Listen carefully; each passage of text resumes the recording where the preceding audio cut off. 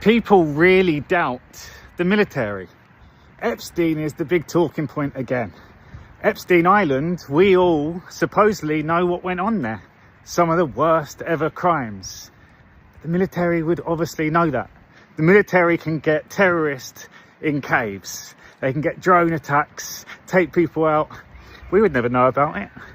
The island and Epstein was a honeypot operation to capture a lot of these criminals. Listen to this man here, Marjorie Taylor Greene in the background, but listen to the key word that he said. You had Jeffrey Epstein, who literally set up an island of rape, a rape island. And you had rich and powerful men, some of the richest people in the world, who thought that they could hang out with bankers, buy off politicians, and abuse and rape America's girls with no consequence. These people fought that they could do all this. They fought. So imagine the honeypot operation, Epstein's operation to lure all these people in. They got this island and they do all this stuff in, which means they've agreed to come to the island. The military would be waiting and they would take any evil person that did that.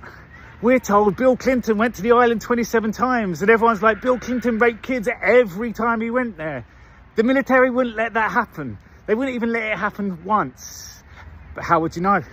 And these people, these elites, the people that we would never know about, or if they've gone to the island, how do we know even if they've been taken out, if they've been replaced, if the whole operations have continued, how would we know? That's the whole point of this. People need to start looking at it from a military operation. Epstein is just like Hugh Hefner. You capture all these people and the ones that do go, they're then puppets and their strings are pulled, and anyone that commits any sick crimes, there is no deals. And you can see so many people talk about Epstein like they know what's going on. All these survivors, all these people that claim Epstein raped them. Well, we listen to John McAfee. There's fundamental. Well, keep in mind, Jeffrey was a young boy when I met that man who was much older than him, and both were, in fact, more interested in men than in women. I mean, for example, Epstein brought many young women with him, and we all know there's never been a single verified declaration that he ever had sex with a woman. I'm just saying. I mean, that to me, in and of itself. Epstein was gay. If we listen to Robert David Steele, who the billionaire was that had fronted the money for Epstein. Now we know that.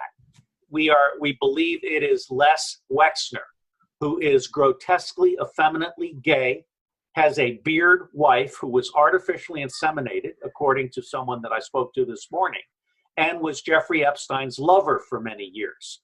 I think Epstein got plucked from the math school as a gay man, elevated up to the satanic ritual activities of the extreme elite wealthy, and then was converted into either a Mossad asset or a Mossad officer.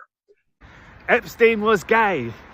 We're going to see all the liars, all the people that put out their own content to deceive. Epstein operation is a lot bigger than what we know. If we bring it back to the very start, the military. Trust in the military. Go watch the Snowden movie. Go look at the NSA. Go look at all the technology we have. The military have always been in full control. And the whole part of all of this is to protect our children. They would never let that happen, especially on an island that we all know about. The military would have known about it too. The truth is finally going to come out. And when it comes out, this country is really going to have a moral reckoning.